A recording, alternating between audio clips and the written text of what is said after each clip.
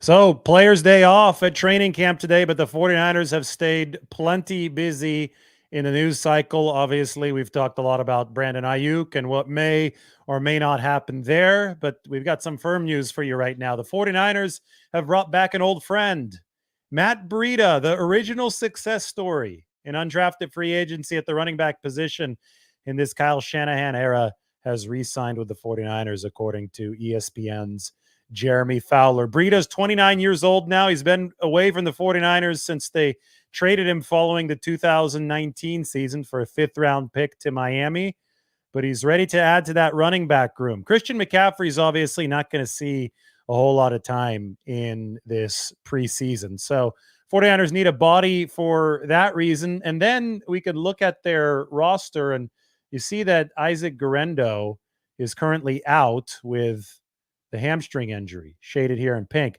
I will say, and I don't want to raise an alarm too soon, but it is notable until we learn the fuller details of this, that Elijah Mitchell missed practice on Sunday.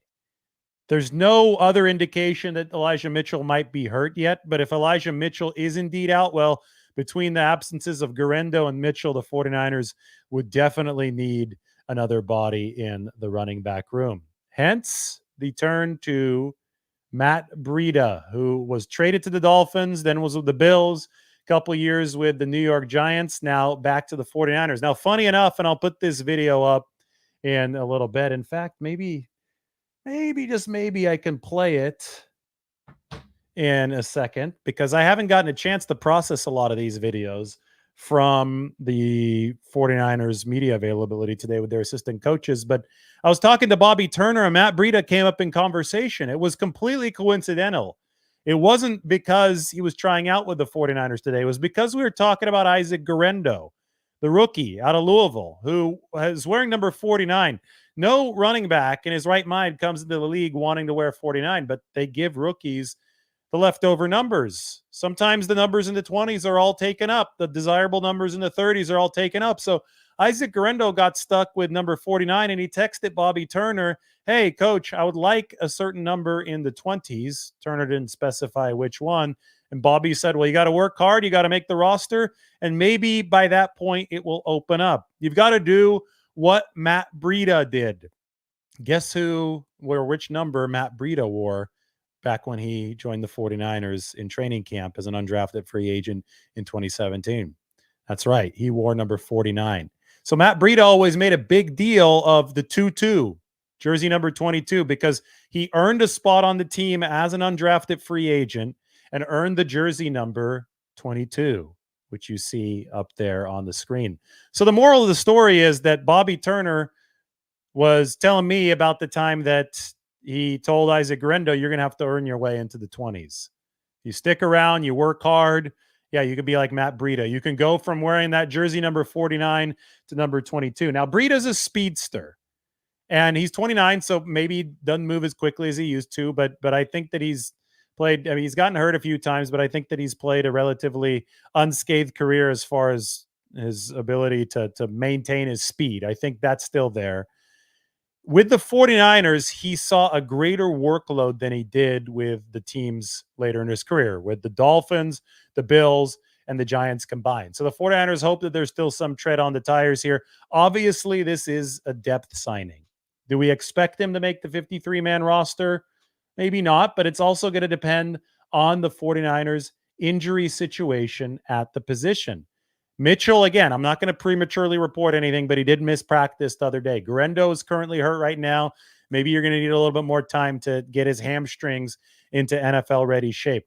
With both of those things accounted for, assuming there's something wrong with Mitchell, I'm not going to report that. I'm just saying that he missed practice the other day, and the 49ers are signing a running back now, so we've got to cover all contingencies. But say that you don't have either of these two guys available at any point in time, well, all of a sudden you're looking at a running back room of Christian McCaffrey, Jordan Mason, and then you usually carry 4 on the 53-man roster. So to be Cody Schrader, an undrafted free agent like Matt Breida back in 2017, and Patrick Taylor Jr. You'd leave at no leftovers for a potential practice squad spot. So it makes total sense that the 49ers would want to bring Matt Breida back into the fold.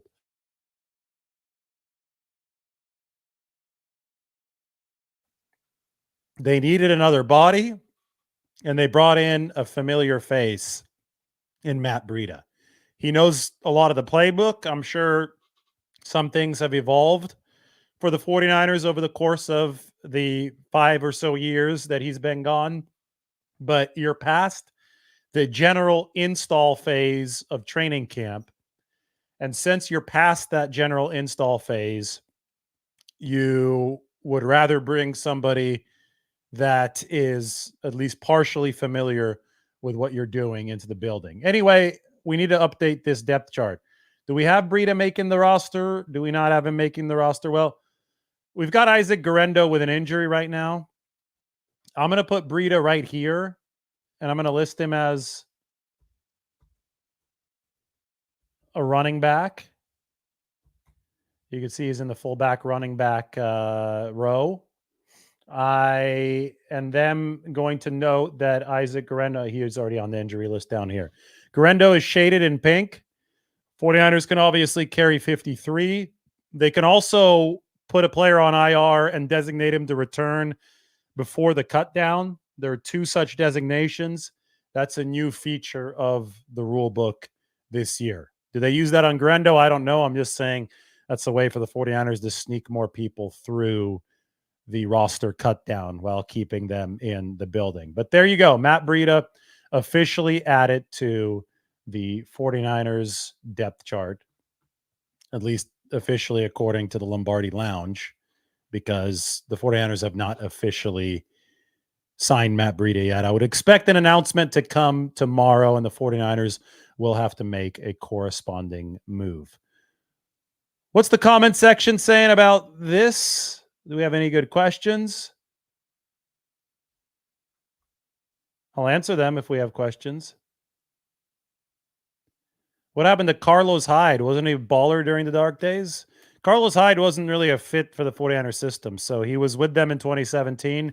But then Matt Breida really took over his top running back spot in 2018. Best Matt Breida moment? How about the very early 80-yard touchdown run against the Cleveland Browns on Monday Night Football in 2019? That was a lot of speed. Took off and found the end zone. I don't think anybody touched Matt Breida on that particular score. That was good stuff. Still remember that. I think that was week 4, week 5 in that 2019 season for the 49ers.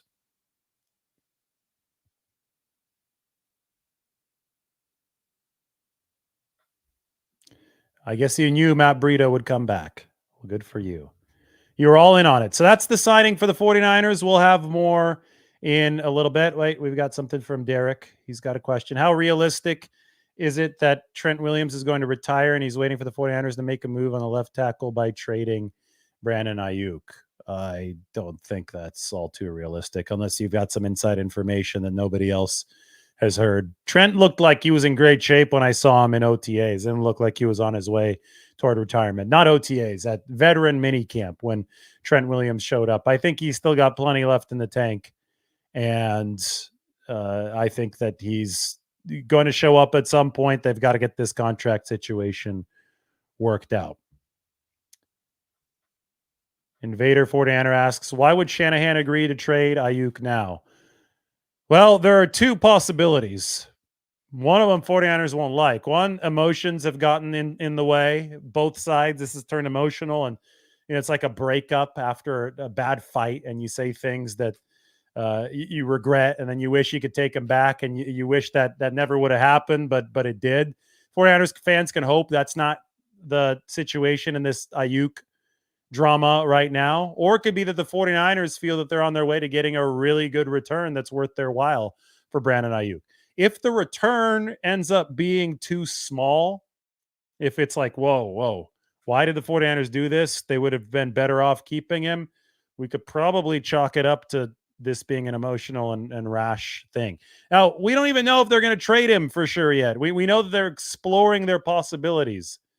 Could even be that the 49ers are using a trade as leverage against Brandon Aiyuk, and Brandon Aiyuk is using it as leverage against them, and neither side really wants it. I mean, that would be a tragic conclusion to the saga, right? Both parties, want the status quo to continue. They want Brandon Ayuk to remain, but because they've gotten into this fight, into this ego match, they end up trading Brandon Ayuk away. You've seen it happen with a lot of players in NFL history in these cases. So you hope that doesn't end up to the 49ers and Brandon Ayuk. You hope that's not the fate here if you are a 49ers fan watching this show.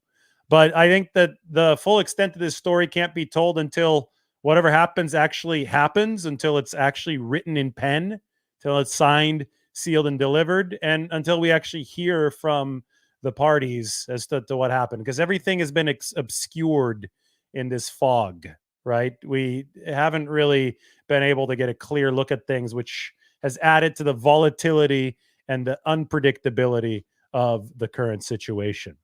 As Mitchell says, I'm really getting tired of this Aiyuk drama. Mitchell Crooks says that. Yes, which is why this is a video about Matt Breida, but people will still invariably ask me about Brandon Aiyuk, to which I'll say, well, I'll answer one of your questions. I think I provided some insight. If you think I provided insight, you can go ahead and hit the subscribe button so you're subbed for when we make future videos about Brandon Aiyuk. But if you'd rather hear about Matt Breida, number 22, up on the screen, I don't know if he's going to have number 22 for the 49ers in his second stint, but if you'd rather hear about this guy, we could talk about him right now.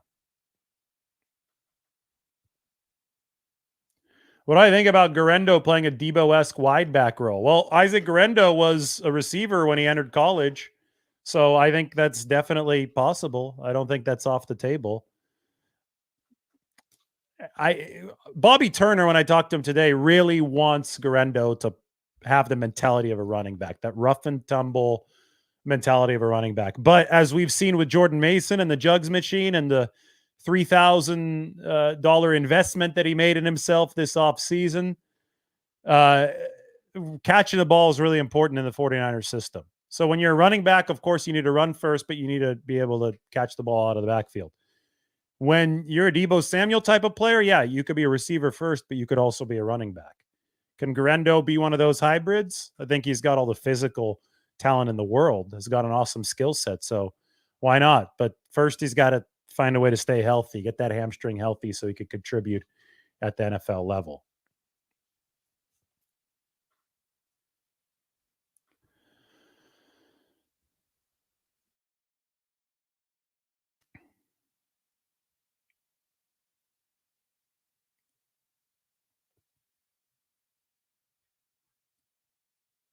No, Ricky Pearsall is not a wide back option.